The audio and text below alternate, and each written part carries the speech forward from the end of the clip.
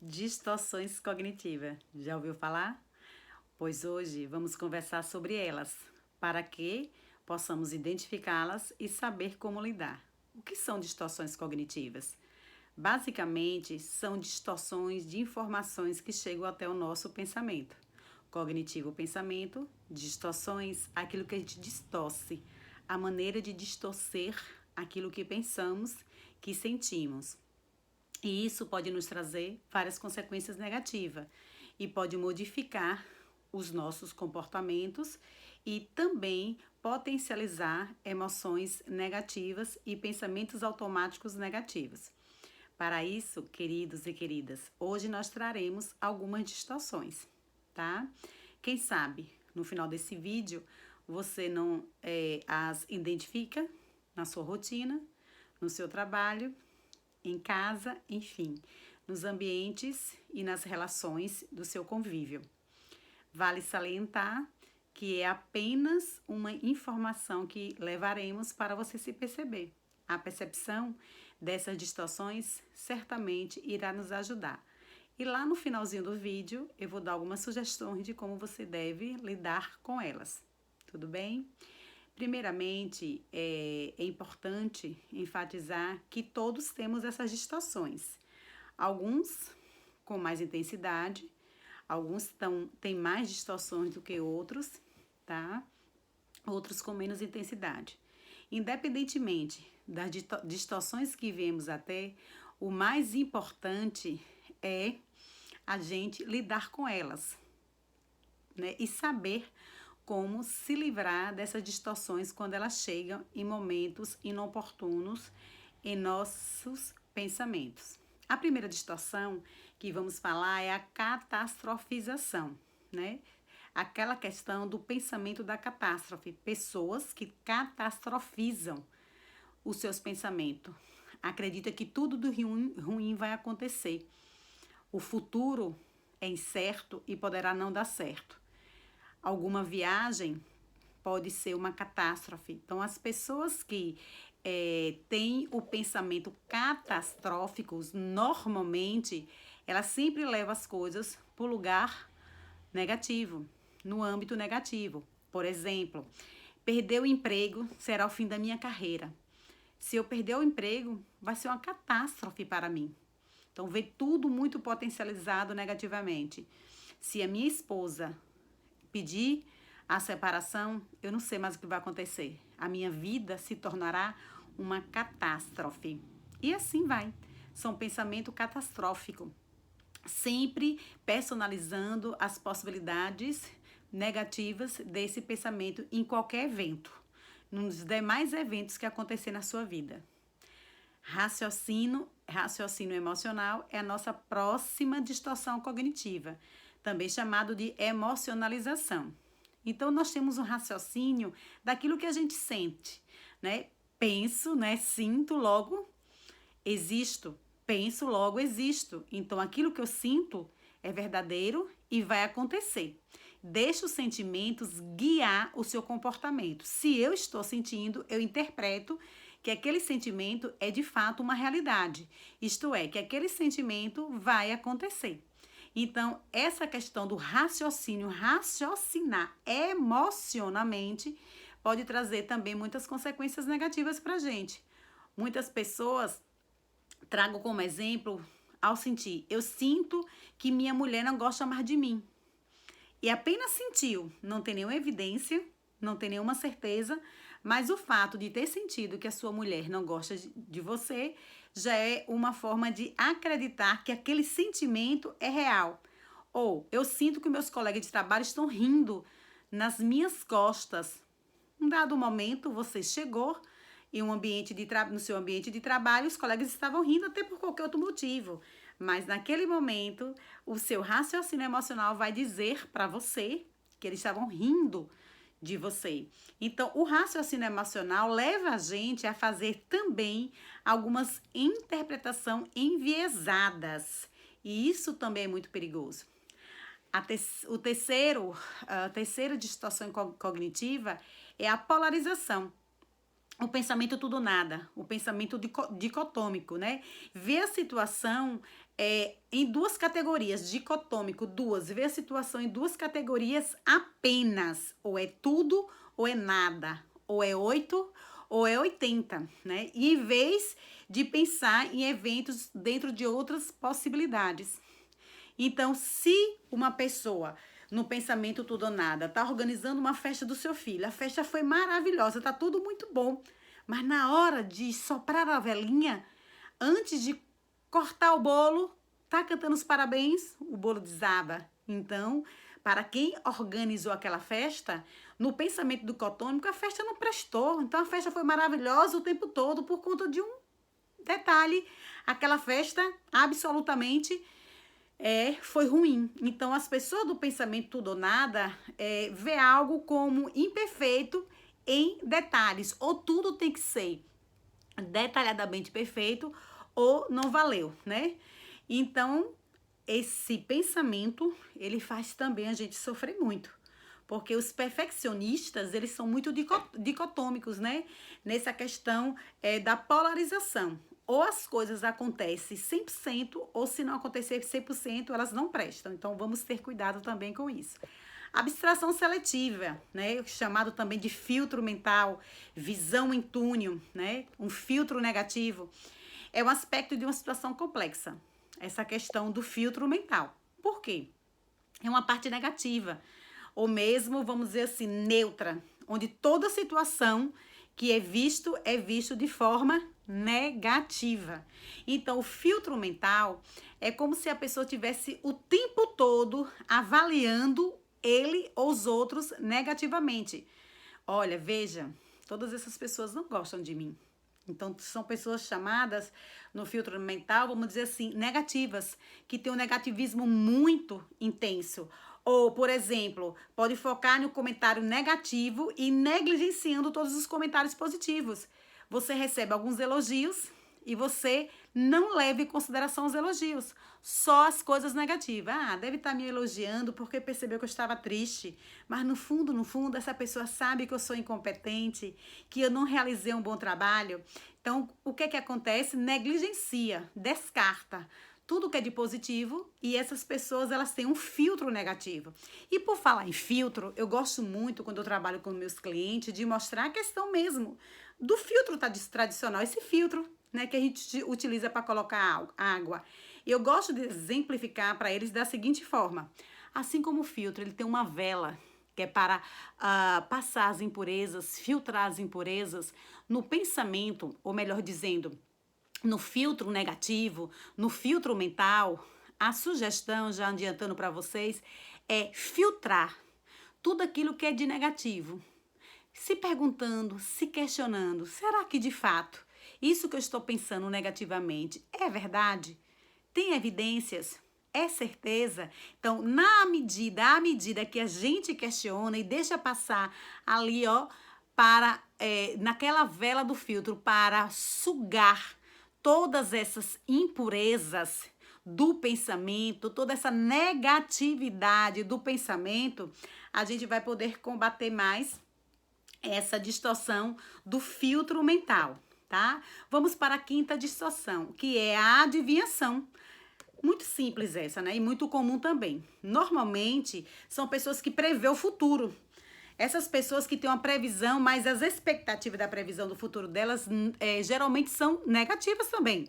Vocês percebem que, como são distorções, estão todos no lado mais negativo. Então, as pessoas, elas prevê o futuro negativamente, né? E estabelece aquela previsão como fatos, algo que vai de fato acontecer, tá? Por exemplo, deixa eu ver para vocês.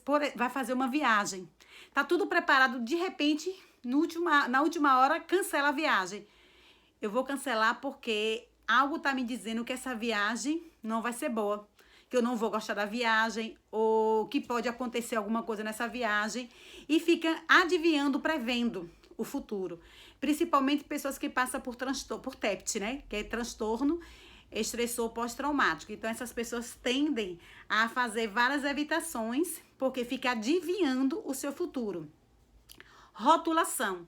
A rotulação é como se fosse etiquetas que a gente bota em nós e bota no outro também, né? Vale salientar que essas distorções cognitivas, elas têm, algumas são mais frequentes que você pensa sobre você, mas também sobre o outro. No caso da rotulação, é colocar rótulos globais, etiquetas em você, né? Você se encher de etiquetas, né? Você ser rígido em si mesmo.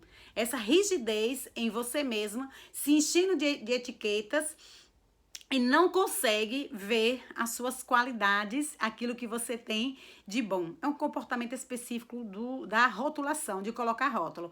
Por exemplo, sou incompetente, sou burra, sou burro, ou no outro, ela é uma má pessoa, ela é uma pessoa que gosta de se sobressair, de sair. Então, ou rotular a si próprio, ou rotular o outro. A oitava distorção cognitiva, a desqualificação do positivo. Parece muito lá com o filtro mental, mas assim, a desqualificação do positivo são experiências positivas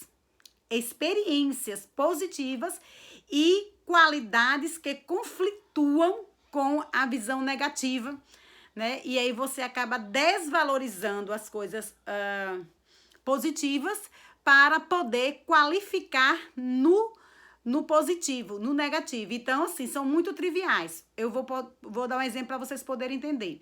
O sucesso obtido naquela tarefa não importa, porque foi fácil. É algo que foi bom, foi positivo.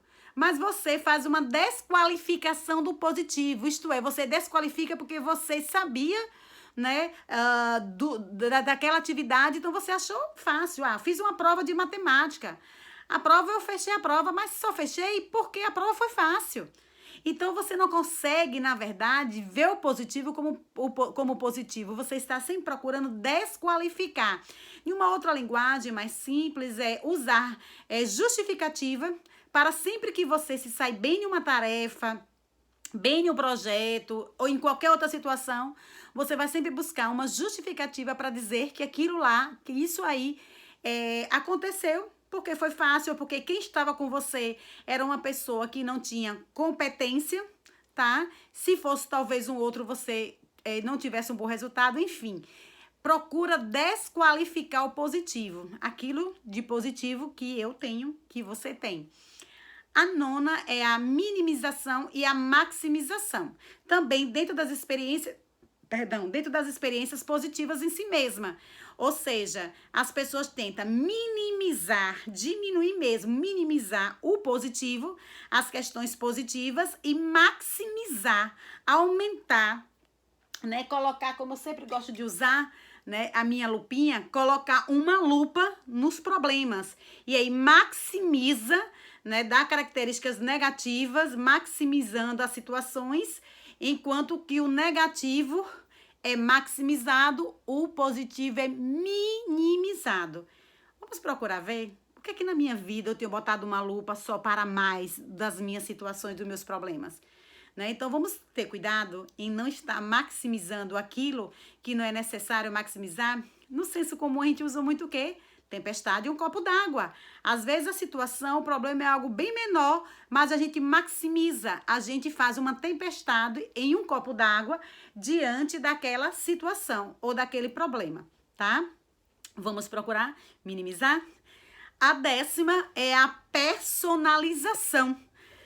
Nessa distorção da personalização, geralmente as pessoas tendem a se responsabilizar por tudo e a culpar-se, né? A trazer a culpa para você. As responsabilidades dos acontecimentos, as falhas, até de outras pessoas, é culpa sua, né? São fatores, assim, muito perigosos que acontecem com pessoas que acham que tudo... vou dar um exemplo aqui. Meus pais se separaram. Eles se separaram por minha culpa. Eles se separaram porque, no fundo, eu fui culpado. Eu tive alguma influência sobre essa separação dos meus pais, né? O meu chefe aí, né? O meu chefe está de cara feia, está de cara amarrada. Devo ter feito algo, né? Então, é minha culpa. Não consigo manter meu casamento. Ele acabou. Se o casamento acabou, chegamos a um divórcio. Chegou um divórcio por quê? É minha culpa. sempre está trazendo a culpa para si. A culpa nunca é do outro. Tudo a culpa é sua. É como se fosse uma personalização. Por isso que o nome já diz personalizar. Personaliza tudo o que acontece para o outro, com o outro, como culpa sua. Inclusive, as coisas que acontecem também para você. Tudo o que acontece que dá errado, dá errado porque eu sempre sou um culpado, eu sou um fracassado. Quando a gente for estudar lá na frente as crenças, que a gente vai ter um vídeo só sobre crenças nucleares, crenças centrais, a gente vai falar, né, sobre essa tríade da crença, o desvalor, o desamor, e a gente vai entender mais ainda sobre isso, tá bom? Depois vem a 11ª, a hipergeneralização. O nome já diz, hiper. Generaliza tudo, percebe um evento específico como um padrão universal, né? Então, generaliza, traz característica específica numa situação. Em que é avaliado como acontecimento em todas as situações. Vou dizer assim, eu sempre estrago tudo. Quem disse que você sempre estraga tudo? Será que você não conseguiu, em um dado momento da sua vida, não ser o estragador de tudo? Mas porque eu estraguei algo, de repente eu acabei falando algo que eu não deveria falar, então eu sempre estrago tudo? Eu sempre sou um estorno em tudo?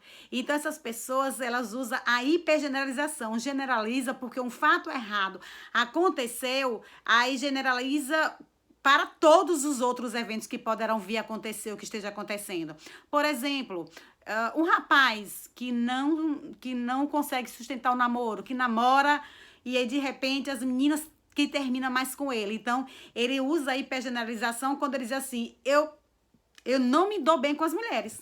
As mulheres não gostam de mim, né? Então, generaliza e não para analisar que os términos desse namoro, essa relação pode não ter dado certo e outras poderão dar, por motivos, inclusive, da mulher, da menina, mas olha sempre que é para si. E vai hipergeneralizando, e o que acontece? Acontece, às vezes, até de barrar alguns relacionamentos, namoro, porque vai dizer, eu nem vou investir novamente nesse namoro. Não vai dar certo. Sempre foi assim, né? Sempre foi, ó, a hipergeneralização sempre foi. Isso também pode ser meninas que com os namorados, com os meninos, enfim. A 12ª é a questão do deveria e tem o quê, né? Esse deveria é quando a gente fica assim, você perde alguma coisa, algo, você interpreta o evento de alguns termos como, e se eu tivesse feito? Né? Eu devo ter controle sobre todas as coisas. Então, eu deveria ser mais responsável, são as demandas, né? Tudo que é feito por si, por você. Você coloca que tantas coisas suas, como a do mundo e como a do outro, elas têm consequências do não cumprimento das suas demandas. Você não cumpriu suas demandas. Então, como você não cumpriu, se eu deveria ter cumprido, porque se eu tivesse cumprido essa demanda, as coisas poderiam ter acontecido diferente. Quem te garante? Se de fato você tivesse feito como você acha que deveria ter feito, que as coisas seriam, o resultado seria alterado, o resultado seria outro. Então, a gente tem que ter muito cuidado com essa questão, né? Eu deveria ter sido perfeito em tudo que eu faço. Se eu fosse perfeito em tudo que eu estou fazendo, o que eu faço, então as pessoas iam me ver diferente e eu me ver melhor, né? Eu deveria ter ficado incomodado com aquela situação, porque se eu tivesse incomodado, a situação não teria chegado ao ponto que chegou. Então, usa muito eu deveria, sempre trazendo para o passado eventos que no futuro, no presente, não deram certo e que acha que se tivesse feito diferente, as coisas poderiam ser melhores, né? Ou diferentes.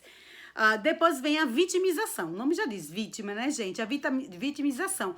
Essas pessoas, elas se consideram que elas estão sendo injustiçadas ou não entendidas. Então, elas estão sempre se colocando no lugar de vítima. Elas são vítimas de tudo. Eu sou sempre a vítima de qualquer situação. Então, a fonte dos sentimentos negativos é algo ou alguém. O que eu sinto de negativo, a minha vida não dá certo por conta de algo ou de alguém, nunca por minha conta.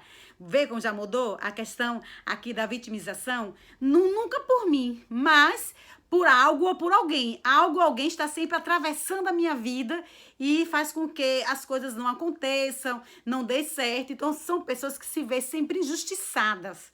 Injustiçada por algo ou por alguém, né? Não é entendido, não é compreendido. havendo sempre uma busca para a justificativa das suas responsabilidades, né? E que são próprios dos seus comportamentos e sentimentos. Um exemplo de vitimização: minha esposa não me entende, não entende meus sentimentos, né? Ou faço tudo por esses filhos e eles não agradecem, são mal agradecidos. Ou no campo do trabalho, né? Eu visto a camisa para essa empresa, eu me dou 101% e o meu chefe nunca reconhece. Sempre é injusto comigo, nunca reconhece o que eu faço pela empresa. Então, essa característica da vitimização é mais uma distorção, mais um erro de pensamento, ou julgando o seu pensamento, que a gente deve ter bastante cuidado. E, por fim, né, é a questão do e se, que nós chamamos também de questionalização. Pessoas, né, que ficam o tempo todo se questionando. E se eu tivesse feito diferente naquele evento, naquela situação? E se eu tivesse buscado agir assim, né? Culpar-se, fica o tempo todo olhando o seu passado e culpando o que não aconteceu agora, no presente ou no futuro, porque não fez algo no passado. E se eu tivesse feito? Se eu tivesse aceitado o emprego, eu estaria melhor agora, né? E se o novo emprego que eu aceitei no anterior não der certo? Se eu não tivesse viajado, isso não teria acontecido. E se, sempre usando a condição se. E se tivesse, se não tivesse, as coisas não teriam acontecido. Então, a gente precisa cuidar das nossas distorções cognitivas, porque elas, com certeza, vão atrapalhar muito os nossos sentimentos, comportamentos e relações.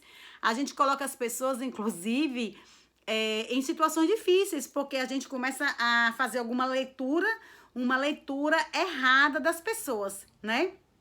A leitura mental, por exemplo, é como a gente estivesse lendo, é uma distorção, leitura mental, como se nós estivéssemos lendo a mente da pessoa, né? A pessoa tá ali olhando e como se você estivesse lendo o que ela está olhando e dizendo para você. Ou eu gosto de dar um exemplo assim para os meus clientes. De repente, você está... Vamos usar mais uma vez o trabalho. Você está no seu trabalho e você resolve ir fazer um lanche, né?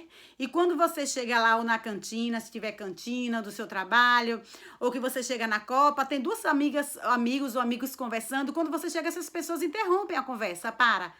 Aí você olha, dá um bom dia ou boa tarde, pega, faz o lanche, essas pessoas saem. Assim que elas saem, já passou a leitura mental na sua cabeça. A leitura mental é: eles estavam falando de mim. Olha, a prova é que quando chegaram, pararam. Com certeza estavam falando de mim. E quem lhe garante que era de você? Que se de repente não era um outro assunto de uma outra pessoa e que você não poderia saber. Mas na leitura mental, a gente atribui sempre que o outro está falando da gente, está fazendo com a gente. E é como se a gente estivesse lendo a mente dessas pessoas. Por isso que leitura mental, né? Como se nós fôssemos uns adivinhadores, adivinhando o que está ali dentro da mente das pessoas e que elas estão fazendo. E sempre contra a gente. Normalmente, a leitura mental traz que essas pessoas estão fazendo sempre algo contra a gente. Então, vamos ter cuidado para a gente não sair por aí lendo a mente das pessoas, achando o que é que as pessoas estão pensando da gente, tá?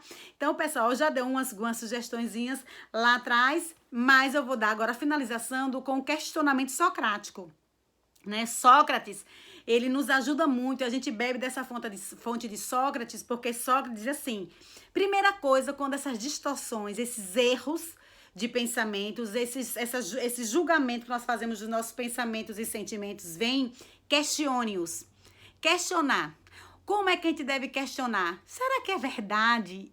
Né? Que de fato o que eu estou sentindo é real? Esse pensamento tem alguma evidência? Isto é, vai de fato acontecer? As pessoas que vivem em situações de pânico têm muito das distorções e elas potencializam a questão do pânico porque acham que o que sentem e o que pensam vão de fato acontecer. Então, o pânico só tende a aumentar, não é verdade? Então, uma das sugestões, uma da dica é: questione os seus pensamentos. Nunca acredite totalmente neles. Eu sempre utilizo, já disse isso nos programas, nas palestras que eu vou, digo para os meus clientes que a nossa mente se chama mente porque, às vezes, a mente mente pra gente. Às vezes vem pensamentos automáticos que não são verdadeiros, que são irreais. No caso das distorções cognitivas. Então é a mente mentindo pra você. Então questione essa mente. Até onde o que eu estou pensando é verdade? Até onde o que eu estou pensando vai acontecer? Quais são as evidências que comprovam que esse sentimento que eu estou tendo é real, é verdadeiro? Então, a partir do momento que você utiliza o que nós chamamos de questionamento socrático, que Sócrates, né, nos orientou, nos ensinou muito bem, você vai estar vendo que muitas coisas que passam pela sua cabeça, que passam pela sua mente, não são verdadeiras. Elas são de fatos irreais. Tá? E aí você vai aprender a lidar com elas e vai ter a comprovação. Não, eu vou fazer diferente do que eu fazia antes. Antes, esses pensamentos, eles me dominavam, eu era refém, eu caía nas armadilhas, né? Tem alguns pensamentos que montam armadilhas e nós caímos bonitinho nas armadilhas desse pensamento. Mas agora é diferente. Agora que eu estou aprendendo a lidar com meus pensamentos e sentimentos, o meu comportamento agora vai ser outro. Eu não vou mais me comportar como outrora. Agora eu não vou permitir. Se o pensamento diz, não, não viajem, porque pode acontecer alguma coisa, eu vou viajar. E vou comprovar se vai acontecer. E na maioria das vezes não, quase sempre não acontece. E aí você diz assim, realmente eu estava me deixando guiar por pensamentos irreais. E as pessoas deixam de viver, gente, tantas coisas por distorções cognitivas. Isso daí, como eu falei no pânico, tem pessoas que deixam de viajar porque o pânico, o medo de elevador, porque vem logo esse pensamento automático negativo, PA, pensamento automático, né? E vem logo aquele pensamento que o elevador vai parar, vai quebrar e você vai ficar lá presa naquele elevador. Então, às vezes, por conta disso, muitas pessoas deixam de viver, de curtir, deixam de aproveitar projetos, de fazer viagens de negócio, a questão do avião, né? O pânico também por avião, né? E aí vem essas questões que a gente precisa trabalhar no nosso cliente, esses pensamentos, né? Que às vezes são pensamentos automáticos e que não são reais, que está impedindo de deixar eles assumir os seus projetos e ter uma vida mais saudável, né? Uma vida melhor. Então, a gente sempre está orientando nesse sentido, de que você precisa questionar os seus pensamentos, ver a evidência, né? E se eu partir agora, diferentemente da ação desse pensamento, começar agora a pensar de um outro jeito, a fazer de outro jeito, o que é que vai acontecer? Vamos experimentar? Então, você pode fazer essa experiência, procurar dialogar consigo, dialogar com você. Primeiro, fazer esse diálogo próprio, um diálogo com você, questionando. E aí você verá, né, que essa sugestão vai te ajudar e muito. Evidentemente que um profissional da psicologia vai lhe ajudar mais ainda, que nós estamos dando apenas um breve resumo, mas na psicologia nós usamos outros e outros manejos terapêuticos para poder te ajudar a lidar com esses pensamentos disfuncionais, que são pensamentos que não têm função alguma. O prefixo dis é o prefixo de negação. Disfuncional, quer dizer não funcional. Ele não funciona positivamente para a sua vida. Então, nós precisamos usar alguns manejos terapêuticos que a gente utiliza na clínica para trabalhar esses pensamentos disfuncionais, que não têm função, que não vão te ajudar. E aí a gente vai implantar um sistema de crenças, que nós vamos falar no próximo vídeo, sobre esse sistema de crença, para você começar a se ver, se perceber e enfrentar. E na terapia, nós trabalhamos, né, com vários protocolos de pensamento disfuncionais, distorcidos, esses erros de pensamento, de julgamento no pensamento, para que você aprenda a viver melhor, para que você tenha uma vida mais sadia. É isso. É isso que eu queria compartilhar para vocês hoje. Espero ter ajudado, né? Espero que você, a partir de agora, possa fazer a sondagem desses pensamentos, tá? E eu espero que a sua vida se torne melhor. Nós estamos aqui para colaborar com você. Me aguarde no próximo vídeo. Nós vamos falar sobre as crenças nucleares, né? As crenças centrais e como também identificá-las, porque tantas crenças como os pensamentos distorcidos, ou melhor dizendo, as distorções cognitivas, uma vez aprendidas, a gente aprendendo, o primeiro passo é saber o que elas são, aprendê-las, crenças e distorções cognitivas. Primeiro eu tenho que saber o que elas são, aprender sobre essas crenças e sobre essas distorções, e a partir do momento que eu aprendo, será muito mais fácil identificá-las no meu comportamento, no meu dia a dia, na minha rotina. Uma vez identificando, eu vou aprender a lidar com elas. E aí, meu querido, minha querida, certamente a sua vida será bem melhor. E lembre-se, distorções cognitivas acontecem com todos. Todos passam por isso, todos têm distorções cognitivas, mas o mais importante de todas essas distorções cognitivas é você aprender a lidar com elas. Ó, solta a lupa, joga fora, né? Eu tenho também um trabalho muito bom com as distorções cognitivas infantis para a criança, com uma outra linguagem. A gente utiliza uma metodologia totalmente infantil, que são os monstrinhos do pensamento, que eu trabalho com meus pequenos. Os monstrinhos dos pensamentos, que as crianças às vezes passam por pânico, por medo do escuro, medo de dormir sozinho, né? A síndrome da separação, né? Quando os pais podem, porventura, se separarem. E a gente tem um trabalho específico das distorções cognitivas com as crianças, para que elas também possam superar. Então, a gente trabalha os monstrinhos do pensamento. E eu sempre trabalho com elas, né? Usando uma linguagem bastante didática, criativa, como por exemplo, né? Cuidado com os óculos sujos. Quando a gente está com óculos sujo, a gente não consegue enxergar muito bem. A gente enxerga as coisas de uma forma errada. E com as crianças a gente trabalha assim, utilizando uma metodologia específica para esse público infantil. E aí eles vão aprendendo também, do jeitinho deles, né, a ser guerreiros desses monstrinhos dos pensamentos, né, que também fazem as crianças sofrerem, tá? Um abraço, né? Um beijo, um queijo. E como eu disse, eu espero ter ajudado. Aguarde o próximo vídeo.